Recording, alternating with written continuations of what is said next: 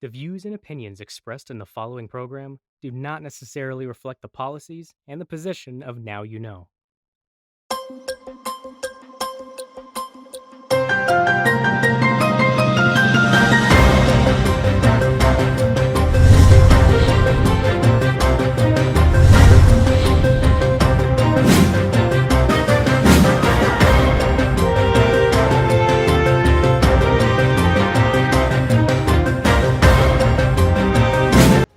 Good evening. Today is August 16, 2020, and welcome to Legal Basis, where we examine the country's most pressing legal issues with the help of our Filipino lawyers. I am Jermaine Halandoni de Ruña, and tonight we talk about the law. A brutal murder, then a tug-of-war over the body of the victim between cops and the family. Unacceptable, human rights activists say of how police has handled its investigation or the lack thereof of the killing of 72-year-old activist Randa Lechanis and a neighbor. Police initially questioned Lechanis' identity. Critics have in turn raised questions over the possible involvement of state forces in the crime. Meanwhile, the Justice Department has launched a probe into the case, but there is a growing preference for an independent investigation by the Commission on Human Rights. Kasama po natin ngayon para talakayin ang mga maaring paglabag sa karapatang pantao kaugnay sa pagpatay kay Randall Randy Lechanis. Live via Skype makakasama po natin ang abogado mismo ni Randy, Executive Director ng Sentro para sa Tunay na Reformang Agraryo o Sentra Foundation at ang Legal Counsel ng Anak Pawis Party List, si Attorney Jobert Pahilga. Magandang gabi po, Attorney Jobert. Magandang gabi din, May, at sa mga lahat ng nakikinig. Good evening po at maraming salamat po sa pagpapaunlak nyo na makasama po ngayon sa ating usapan dito sa Legal Basis. Bago po tayo magsimula, Attorney Jobert, para po sa mga hindi po nakakakilala, sino nga po ba si Randy Lechanis? Si Randy Lechanis ay isang political activist. Sinusulong niya yung magkaroon ng kapayapaan sa Pilipinas. Since 1970s ay ipinaglalaban niya na magkaroon ng tunay na reformang agraryo para sa mga magsasaka at nais niya na magkaroon ng libreng pamamahagi ng lupa sa mga magsasaka dahil alam niya na mahihirap ang mga magsasaka, di kayang bayaran yung lupa at hanggang sa ngayon ay mayroon pa ring monopoly dito sa Pilipinas. So isa siyang political figure at siya ay kasapi rin ng bilang isang consultant ng National Democratic Front of the Philippines on Comprehensive Agreement on Socio-Economic Reforms. Opo, salamat po doon para po naipakilala na po natin ngayon sa ating mga manonood kung sino po si Randy. At malinaw, isa po siyang political activist at ine-espouse niya po ang karapatan ng ating mga magsasaka. Attorney Jobert, hanggang ngayon po ilang araw na ang nakalipas, hindi pa rin po malinaw sa investigasyon kung sino ba talaga ang pumatay at ano nga ba ang motibo sa pagpaslang kay Randy. At po sa isang recent mass action, sinabi ng ilang progresibong grupo na ang nasa likod daw po nito ay mga state forces. Pareho din po ba kayo ng pagtingin nito sa isyong ito? Pareho kami ng pagtingin dahil ang may motibo at may authority o power na gawin ito ay yung state forces lang or state agent. Una, mula noong 1970s hanggang ngayon, 72 years old na si Randy, ang tingin sa kanya ng taga-gobyerno, lalo na ng militar, National Intelligence Coordinating Agency at state forces ay siya daw ay bahagi ng Central Committee ng Communist Party of the Philippines. At makailang beses siyang nakulong, 3 beses. At sa panahon ni Duterte, kinonsider siya na isang terorista. Nakasama siya doon sa petition for proscription. Nandoon siya bilang respondent. At nangyari yung krimen sa panahon na nasa Modified Enhanced Community Quarantine ng ating bansa, ang Metro Manila. Bawal lumabas ang mga tao except yung may apor or yung mga authorized persons outside of residence. Kaya nakapagtataka bakit nakalusot sa mga checkpoints ang mga pumatay sa kanya. Marami sila, 8. At nakapunta doon sa bahay niya na wala man lang naharang o hindi man lang naharang at nakarating doon. So we believe na may kagagawan at may motibo sa pagpaslang sa kanya ay itong gobyerno ni Duterte. Opo, dahil nga po may malinaw na motibo. At nabanggit niyo po kanina, Attorney Jobert, na tinag na po siya as terorista. Kung babalikan po natin, noong 2017 po, no, to be exact, itinuring na terorista ang mga revolusyonaryong grupo kabilang ang CPP at NDF. At gaya po na sinabi niyo, isa pong peace consultant si Karandi. At ngayon nga po ay may batas na pong umiiral na anti-terrorism law. Sa tingin niyo rin po ba ito ay may kaugnay sa pagpaslang sa kanya? Opo, sa tingin po namin may kaugnayan yung pag-red tag sa kanya at pag-consider sa kanya na terorista sa panahon ni Duterte. At alam namin na mayroon na talagang danger sa kanyang buhay kaya siya palipat-lipat ng kanyang tirahan. Alam niya na siya ay maaring patayin din katulad ng mga ginawa nila kay Randy Malayaw na isa ding peace consultant at si Julius Gero na pinatay din. At ang iba pang mga peace consultants ngayon ay nakakulong sa panahon ni Duterte. So, alam niya na nasa panganib yung kanyang buhay, kaya conscious siya sa kanyang security. Pero kahit na ganun pa man ang kanyang pagiging conscious sa security, ay ganito pa rin ang nangyari sa kanya. Opo. Kagaya nga po na nabanggit natin, isa po siyang NDFP consultant. Kung maaari po itong maging anggulo yung pagpatay sa kanya dahil po doon sa kanyang trabaho at bilang po motibo, ito po ba ay may paglabag po doon sa sinasabing Comprehensive Agreement on Respect for Human Rights and International Humanitarian Law or CARIL? Opo. Opo. Ano po ba itong ang CARIL na to, Attorney Jobert? Kung maaari po kami bigyan ng background on this. Ang CARIL ay kasunduan between the Communist Party of the Philippines, New People's Army and National Democratic Front at ng Government of the Republic of the Philippines na dapat respetuhin ang karapatan ng kung sino man ang involved doon sa gera. So hindi dapat brutal na patayin, kung may tama na kailangan tulungan. So it basically enforces the international humanitarian law kung saan yung mga nag-aaway o yung nasa gera ay kailangang respetuhin ang karapatan ng isa't isa kahit na sila ay magkalaban. Opo. At dagdag pa dyan, si Karandi ay holder ng JASIG na agreement din between Ano po itong JASIG po? Joint Agreement on Security and Immunity Guarantees na kasunduan din between the National Democratic Front of the Philippines Communist Party and the Government of the Republic of the Philippines, kung saan nakalagay doon na lahat ng mga tao na kasali sa peace negotiations, especially yung mga NDFP consultants, kasama yung mga advisors at mga tumutulong sa peace panel or sa peace negotiations, ay hindi dapat patayin, hindi dapat sinasurveillance, hindi kinukulong, at dapat malaya silang nakakapag-ikot at nakapag-konsulta sa kanilang mga constituents, sa mga magsasaka o kung ano man yung kanilang nire-represent na sektor. So hindi dapat pinapatay o kinukulong ang mga sumasali sa peace talks dahil kung gano'n ang mangyari, wala nang uupo sa negotiating table at wala nang tutulong ng mga consultants dahil in danger na yung kanilang security at kanilang buhay. Opo, salamat po doon sa kasagutan na yun. Attorney Jobert, di ba po nabanggit nyo nga na parang ito ay involved sa isang gera po, no? Yung kasunduan, yung CARIL. Para po sa mga manonood po natin ngayon, maaari po ba tayong gumawa ng analohiya or analogy? In this case po, sa sino po ba ang magkalaban na puwersa dito ngayon sa sinasabi natin na papasok sa konsepto ng CARIL? Mayroong Government of the Republic of the Philippines on one side at yung Communist Party of the Philippines and New People's Army on one side.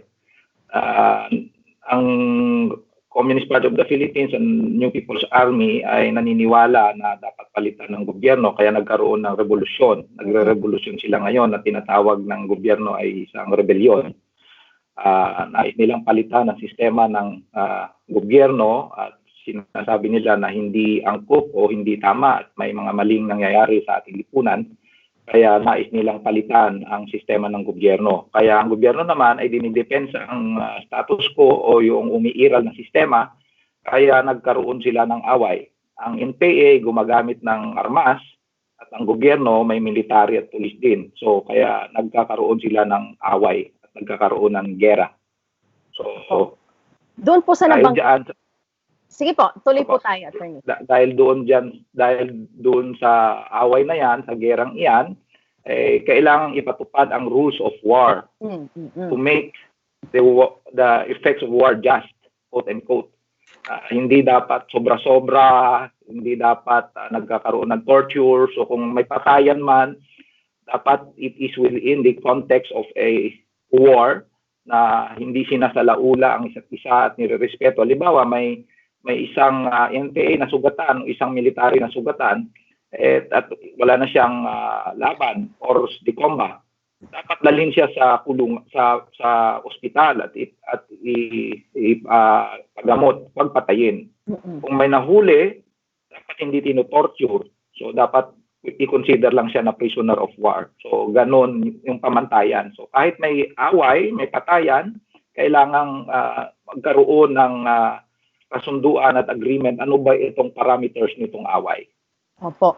So yun nga po, nabanggit niyo po na may parameters of war, may rules of war at engagement on war po. Dito po sa kaso po ba ni Ka-Randy, kung napatunayan po na state forces ito, may pagsasaula po ba na naganap doon sa bangkay ni Ka-Randy? At ano po ba ang mga maaring implikasyon nito sa kanilang paglabag sa Jasig at doon sa Karil? Oo, maraming violation. Una, hindi armado si Ka-Randy, hindi siya bahagi ng New People's Army. Pangalawa, matanda na siya. Pangatlo, hindi siya lumalaban. At pang-apat, hindi siya involved doon sa war. In fact, umuupo siya sa negotiating table para magkaroon ng kapayapaan. Ina-advocate niya na magkaroon ng kapayapaan between the government and the New People's Army. So, yung ginawa nilang pagpatay kay Ka-Randy na brutal, paglabag sa kasunduan, una-una sa Karil, na kasunduan between the government and the Communist Party of the Philippines and New People's Army. At pangalawa, sa batas ng ating bansa. Meron tayong batas laban sa murder, meron tayong batas laban sa extrajudicial killing, may batas tayo laban sa torture. So, nung ginawa nilang ang pagpatay na iyon, nakaramal-dumal kay Ka-Randy, iyon ay paglabag sa mga nasabi kong batas at doon sa Karil at doon sa Jasig. Opo, nabanggit nyo nga po na maliban sa Karil at sa Jasig, mayroon tayong local laws po, no? Yung lokal na batas na umiiral sa ating bansa. Sabi nyo po, may batas tayo on murder, EJK at torture. Maaari po ba natin, attorney, i-differentiate kung ano po ba itong murder compare sa EJK? Ano po ang pagkakaiba nila? Yung murder, ordinary, pagpatay din iyon, pero walang political motivation. Mayroong iba ang rason. Iba yung political motivation, ano po iyon, Attorney Jobert? Tinatay siya dahil sa kanyang political inclinations, sa kanyang ideology, sa kanyang belief. Opo. Yun yung motivating factor kaya tinawag na extrajudicial killing. May political na kulay at tinarget siya, in-assassinate talaga. Hindi dahil sa may personal grudge ang taong pumatay sa kanya, kundi dahil sa ayaw niya o against siya doon sa ideolohiya o prinsipyo ng pinatay niyang tao. So yun yung pagkakaiba nila. Yung sa murder po at EJK, ano po ba ang dapat na, para po magkaroon ng malinaw na differentiation, kailangan po ba private individual o state force ang gumawa? Ano pong pagkakaiba nito sa dalawang? EJK, ang perpetrator are state forces. Ang murder, ordinaryong civilian ang gumagawa. So, pareho sila ng means, method, or form. May treachery, abuse of superior strength, etc. May mga qualifying aggravating circumstance. But the determining factor of whether it is an extrajudicial killing or plain or simple murder is the perpetrators and the motive. So, the perpetrator dito sa EJK are usually government or state forces. And the reason for the killing is that they are against, they consider the victim as enemy of the state. Kalaban ng gobyerno, kalaban ng estado, kaya yun pinatay. Sa murder, wala iyon. Wala yung ganoon. So, ang murder ay pwede makumit ng isang civilian at for any other personal motive, not political. Po. So kung dito po sa kaso po ng pagpaslang kay Karandi, kung ang state force po ang mapatunayan na may kinalaman dito sa kanyang kamatayan, ito po ba ay matuturing nga talaga na EJK? Yes. Opo, okay. Opo. So, opo, ito nga po sabi niyo po may mga batas po tayong umiiral din dito. Nabanggit niyo din po yung torture. Ano po ba yung batas na umiiral dito against torture? Mayroong, nakalimutan ko lang yung exact na numero ng batas, pero may umiiral na batas dito sa Pilipinas against psychological and physical torture. So dalawa ang klase ng torture. Psychological, meaning mental. Pinapahirapan mentally or psychologically ang tao. Pangalawa yung torture na talagang physical, yung ginagamitan ng nahas, sinasaktan, at yung mga unnecessary na mga bagay na ginawa sa isang tao. For example, sa kay Karandi, maaari naman siyang patayin ng barilin lang sa ulo. Bakit mo pa siya sasaksakin ng 21? Bakit pa siya bigyan ng kung ano iba't ibang mga sugat o injury na pwede mo naman siyang patayin agad. So, ang nangyari, pinahirapan mo na siya bago siya pinatay. So, there is torture there. And second, there is also psychological torture doon sa nangyaring pag-agaw ng bangkay niya, pamilya. So, di ba noong matapos ma-identify ng asawa at ng abogado na si Karandi talaga yon, nirelease na sa kanila yung bangkay, hindi nila ninakaw yung bangkay. Nirelease yung bangkay sa kanila, but thereafter, kinuha ng pulis sa pamilya. So, that is already creating psychological torture and pain to the family. So that's an example of torture. So merong batas, nakalimutan ko lang yung pwede kong i-search kung ano yung RA yung torture. Opo. So kung titignan po natin base po sa inyong analysis, no, may nilabag na batas kung sa kasunduan yung Karel, yung JASIG, ganito na yun nga din po, ito ay EJK at may torture. At dalawang klase ng torture, the physical and the emotional, psychological torture. Opo. So sinabanggit nyo nga po, itong yung naging tug of war o agawan doon sa bangkay ni Karandi ng pamilya at ng police forces. Maliban po doon sa torture na pwedeng paglabag ng batas doon, no? Ano pa po ba yung violation na naginawa ng kapulisan dito? May mga specific po ba tayong batas pa na pwedeng ilaban na mali yung ginawa po nila? Sa civil code natin, nakalagay doon, Article 306, na ang pamilya ang dapat na may karapatan kung ano ang gawin doon sa bangkay. In the order of preference. Una, yung asawa. Kung wala na yung asawa, mga anak. Walang karapatan ang pulis. Walang batas na nagsasabi na ang pulis ay maaring kunin ng bangkay kahit na magkaroon ng investigasyon or for purposes of criminal investigation. Wala silang puder. Wala silang kapangyarihan. Yun yung malinaw. So, yung ginawa nilang iyon, maliban sa nagkaroon ng mental anguish ang pamilya, nagkaroon ng psychological effect and torture doon sa pamilya, nilabag din nila ang Article 306 ng Civil Code of the Philippines. At in relation to that, sabi naman ng Article 309 of the Philippines, kung sino man ng tao na lumabag doon sa Article 306, sinalaula yung bangkay, ay maaring kasuhan at magbayad ng material o moral na damages at maaari ring kasuhan ng kriminal at administratibo dahil mga pulis ito. So, inabuso nila yung kanilang kapangyarihan on the context of conducting criminal investigation at kinuha yung bangkay na unnecessary. Kung sinasabi ng pulis na ibang tao yung namatay, pwede naman na ilagay na lang muna nila doon sa St. Peter ang bangkay, wag munang hindi kinuha sa pamilya at dalhin doon sa pink petals at doon mag-antay at doon gawin kung ano yung mga prosesong pwedeng gawin to identify who really was the body. So bakit pa kailangan kunin sa pamilya at dalhin doon sa kanilang paboritong funeral homes? Pwede naman nilang gawin yung kung anumang investigasyon doon sa lugar kung saan dinala ng pamilya yung bangkay. Kung sino man maaring mag-claim, ay pwede namang doon pumunta sa St. Peter's. So, yun yung hindi namin maintindihan bakit nila ginawa na kailangan pa nilang dalhin yung bangkay doon sa isang punerarya at pati yung aming paralegal ng sentra yon na pinadala namin doon para bantayan yung bangkay ay hinuli at hanggang ngayon ay nakakulong. Dahil daw sa obstruction of justice, hindi pa siya nakakalabas at nandoon pa siya sa Camp Karingal. Opo. So, there is something wrong with what the police did. At kitang-kita na patay na nga si Karandi, ayaw pa nilang patahimikin. Dahil siguro kinukonsider nila na mortal enemy si Karandi. Dahil alam nila na si Karandi ay parating nilalabanan yung maling patakaran, lalo na yung patakaran ng gobyerno. Opo. So may dalawa po kong follow-up po doon sa inyong sinabi. Yung nabanggit nyo nga po na dahil sinabi nila, ibang tao po ito. Actually, ito po yung sinabi na si Manuel Santiago daw po ito. Kaya kailangan daw po ng release form. Ano po ba itong claim ng police na ito na release order or release form? Walang ganon. First time ko lang nga narinig yun. Walang release order. At kanino manggagaling ang release order sa police? Hindi naman sila yung pamilya ng biktima. At kung sinasabi nilang mayroon silang investigasyon na ginagawa, hindi dapat iniimbestigahan ang bangkay.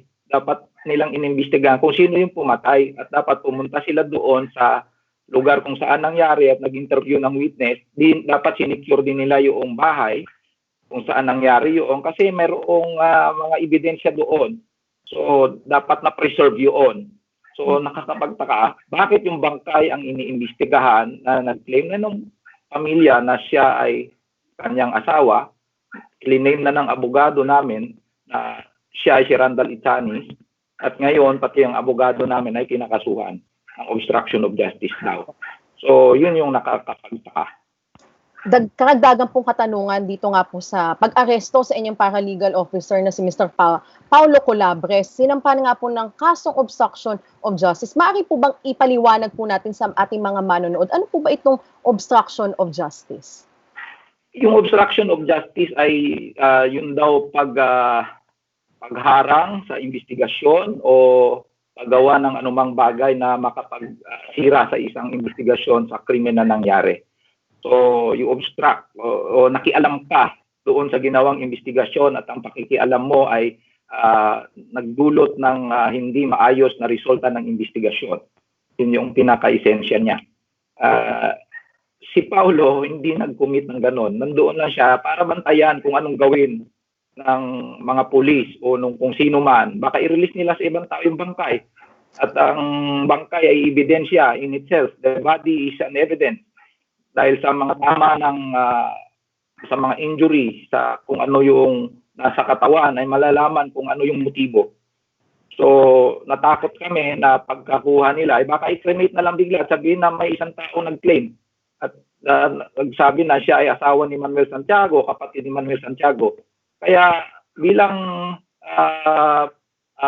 bantayan yung bangkay at walang mangyari doon sa katawan, sumulat pa kami sa Pink Petals at sinabi namin na wala dapat silang gawin doon sa bangkay at dapat nilang hindi i-release yan sa kahit sino mang mag-claim. Otherwise, kakasuhan namin sila. So mabuti naman at hindi nila ginawa yun. At wala naman talagang lumabas na ibang claimant. Opo. Pero wala nga po lumabas, ngunit kinulong po nila ngayon itong si Mr. Yes. Paulo Colabres. Opo. Yes, at ilang araw na siyang nakakulong.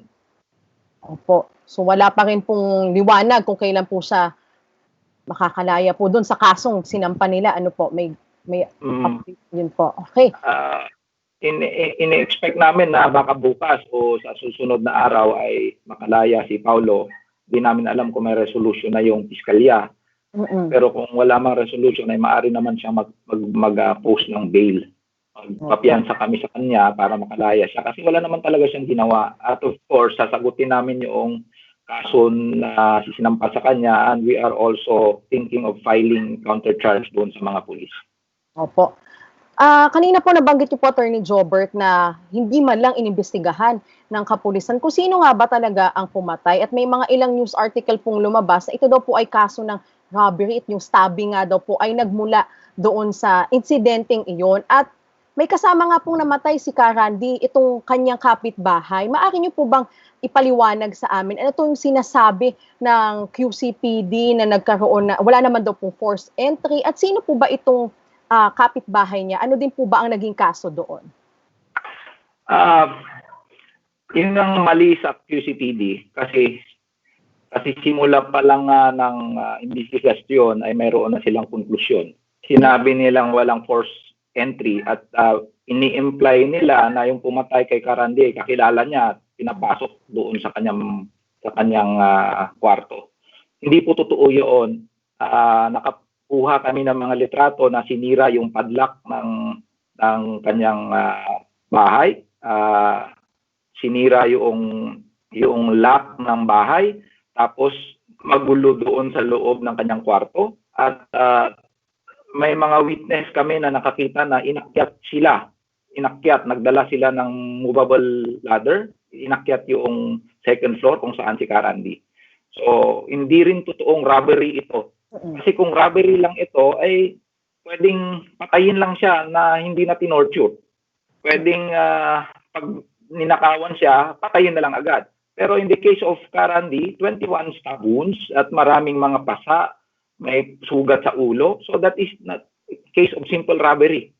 Barbaric ang ginawa sa kanya, napaka-brutal. So kung simple robbery lang ito, ang purpose ng robbery is magnakaw. Incidental lang yung death. Kaya robbery with homicide, kung robbery lang ito. So incidental ang death. Ito sa nangyari kay Karandi, hindi incidental ang death. Ang purpose talaga ay patayin siya. Doon sa kasama niya, hindi sila magkakilala. It just so happen na magkapitbahay sila. At witness siya doon sa insidente. Kaya para walang testigo, pinatay na rin siya. He is just an innocent bystander who happened to be in the wrong place at the wrong time. At nadamay lang talaga siya. Kaya pinatay na rin siya. Kumusta na po ngayon yung investigasyon so far dito sa pagpaslang kay Karandi? Yung police ay nagsabi na simple case of robbery at yung kanilang suspect ay yung kasama kakilala daw ni Karandi. We do not know whether they will conduct further investigation, but on the part of the family and the colleagues of Karandi, we are calling on the Commission on Human Rights and the National Bureau of Investigation to conduct an independent, impartial, and credible investigation. Kaya minabuti ng pamilya rin na magkaroon ng autopsy doon sa katawan ni Karandi. Tapos na yung autopsy, ginawa ni Dr. Raquel Fortun at ilalabas nila anytime ang findings at magkakaroon ng press conference dyan kung ano yung nangyari. So, sinusulong namin na magkaroon ng isang independent investigation. We welcome the statement of Secretary Guevara na ang NBI ay magkaroon ng investigasyon. But aside from NBI, we are also requesting the Commission on Human Rights to conduct a similar probe. Opo. So ito nga pong nangyaring pagpatay kay Karandi, nagtumiming din po siya na ito ay nirelease na yung anti-terror law. Ito po ay nakapasa na. Sa tingin niyo po ba ito ay may epekto rin yung naganap na pagpatay kay Karandi sa mga dissenters ng gobyernong ito, yung mga kritiko ng gobyernong Duterte? Of course, it produces a chilling effect doon sa mga political dissenters, especially doon sa mga tinatawag nilang mga aktivista at nire-red tag nila. Remember, hindi lang si Karandi ang pinatay sa panahon ni Duterte. I have a lawyer friend, si Ben Ramos ng Negros, pinatay din.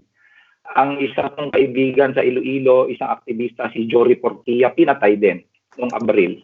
So maraming mga pinatay na mga aktivista sa panahong ito. So it sends a statement na kung sino yung mga kumukontra sa gobyerno ay maaring mapatay o target siya for extrajudicial killing or maaring kasuhan at ikulong.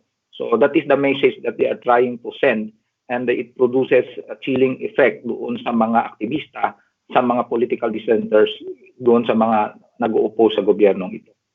Opo. So nabanggit nyo nga po, hindi lang po si Karandi yung napatay, marami na rin po ba? Maaari ko pong tanongin kung kumusta na rin naman po ang investigasyon, kung may update na po ba doon sa mga kaso ng mga pinatay nating aktivista at lumalaban para sa karapatan ng mga mamamayang Pilipino? Yun ang nakakalungkot, walang update. Kaya there is culture of impunity. Doon sa Iloilo, pinatay si Jory Portilla noong Abril. Sa enhanced community quarantine din ang Iloilo. Tanong din namin paano nakalusot ang mga pumatay sa kanya at pinatay siya doon sa kanyang inuupang bahay rin. Si Randy Malayaw natutulog sa bus, pinatay rin. At lahat ng ito ay unsolved. Opo. Hindi nabigyan ng hustisya ang kanilang kamatayan. Si Ben Ramos pinatay din, hindi rin nabigyan ng hustisya yung kanyang kamatayan. And there are so many other of this kind na namamatay, pinatay, extrajudicial killing ay walang hustisya. Kaya sinasabi natin there is culture of impunity. Attorney Jobert, nabanggit niyo po yung culture of impunity. Para po sa ating mga manonood, ano po ba itong culture of impunity? Yung mga mamamatay tao, yung gumagawa ng mga karumal-dumal na krimen na ito ay hindi nakakasuhan, hindi na-identify. Malayang gumagalaw, kumikilos, hindi napapanagot sa kanilang mga ginawang krimen. Dahil unang-una, hindi nagkakaroon ng honest to goodness na investigasyon doon sa kanilang pagpatay. At ang pangalawa, sa tingin namin, state sanctioned ang mga pagpatay na ito dahil tinatarget talaga yung mga aktivista, lalo-lalo na mga kilalang aktivista. So walang maasahang justisya sa ganitong klaseng sistema. Kaya may impunity. Ibig sabihin ng impunity, walang pananagutan ang mga gumawa ng krimen na ito. Nakakalibre sila, malaya sila na gumawa ng krimen at matatapang sila na gumawa ng krimen kasi alam nila, pag ginawa ko yan, ay hindi naman ako makukulong. Hindi naman ako kakasuhan kasi hindi naman ako iimbestigahan. So, gano'n na nangyayari. Yan na nakakatakot. So, ayun po, no? Hindi sila mahuhuli, hindi na imbestigahan, kaya patuloy yung pagpatay at marami pa nga po, kagaya ng banggit niyo, marami pong mga progresibong individual o mga aktivista ang namamatay ngayong panahon na ito. Nabanggitan po natin na marami pong mga progresibong grupo, yung mga dissenters na lumalaban sa mga pag-abuso sa karapatang pantao dito po sa Administrasyong Duterte. Meron po ba kayong legal advice para sa mga grupong ito, lalo na po ngayong panahon ng may anti-terror law na tayo? Una, wala silang ginagawang masama. Karapatan nilang magpahayag ng kanilang saloobin. Nasa konstitusyon natin na yung mga tao ay may karapatan na ipaabot sa gobyerno yung kanilang nakikitang kamalian ng gobyerno. So, una yon. So, huwag silang matakot na kasuhan dahil karapatan nila iyon. Pangalawa, hindi pa legal advice. Take extra caution, be vigilant, dahil hindi natin, alam natin kung sino yung may kagagawan, pero hindi natin nakikita yung mukha nila. Anytime nasusurveillance na pala tayo, katulad kay Karandi, hindi natin alam. Alam nila na target tayo o kayo ng mga aktivista o mga progresibo. Alam nila yon at tinatarget na sila. So, kailangan ng sobrang ingat. Pero huwag matakot. Kasi kung mananaig yung takot, sino pa yung lalaban at sino pa yung tatayo kontra sa mga maling pulisya na nangyayari ngayon sa ating bansa. Kawawa tayo kung walang tatayong mga progresibo, aktivista, mga abogado, at mga human rights workers. Po. Salamat po doon sa payong ibinigay nyo para sa ating mga aktivista. Ito na nga po, ilang araw na po na napaslang si Karandi at nga, marami na pong mga lumalabas na issue tungkol sa kanyang kamatayan. At nabanggit nyo nga po na nais nyo pong magkaroon ng independent investigation ang CHR, gayon na rin po ang NBI. Maliban po dito, mayroon pa po bang planong gawin pang legal action ang pamilya ni Karandi at ang mga kasama niya sa kanyang network? Dadalhin siguro ito sa international forum din para magkaroon ng masusing at dagdag na investigasyon. Katulad ng mga panahon ni Gloria Macapagal Arroyo noong rampant ang extrajudicial killing, nagkaroon ng international fact-finding mission dito yung mga abogado, ang ibang mga taga-ibang bansa para malaman ano ang dahilan at upang magkaroon ng solusyon at matigil itong extrajudicial killing. So maaring gawin yon, iniisip na gawin yon na magkaroon din ng isang independent international probe para magkaroon ng kaklaruhan itong nangyari kay Carandi at upang mapigilang mangyari pa uli ito sa iba. Yun yung purpose noon. Kasi kung hindi magkaroon ng ganoong aksyon, ay baka magtuloy-tuloy ito at kawawa yung mga inosenteng aktivista na hindi naman umahawak ng armas, na naninindigan lang naninindigan lang sa kanilang prinsipyo at nag-exercise lang ng kanilang karapatan sa pagpapahayag at karapatang malaman ng gobyerno o singilin ng gobyerno sa mga maling nangyayari. Opo, so yun nga po, iniiwasan natin po ulit na mangyari ulit iyon po. Attorney, bago po natin i-end yung ating usapan, meron po ba kayong closing message or words para po sa ating mga manonood ngayong gabing ito?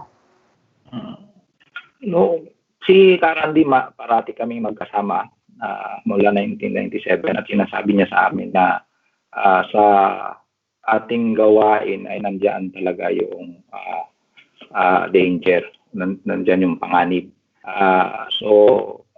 At sinasabi niya na kailangan magpatuloy sa prinsipyo. Upang bigyan natin ng pagpupugay si Carandi, ang huling mensahe ko ay pagpatuloy natin yung kanyang laban para sa tunay na kalayaan at demokrasya, para sa tunay na reforma agraryo upang suportahan yung mga magsasaka. Siya ay isang bayani na ngayon at ang kanyang diwa ay dapat na nasa atin palagi. Isipin natin na namatay si Carandi dahil ipinaglalaban niya yung tama, ipinaglalaban niya yung justisya.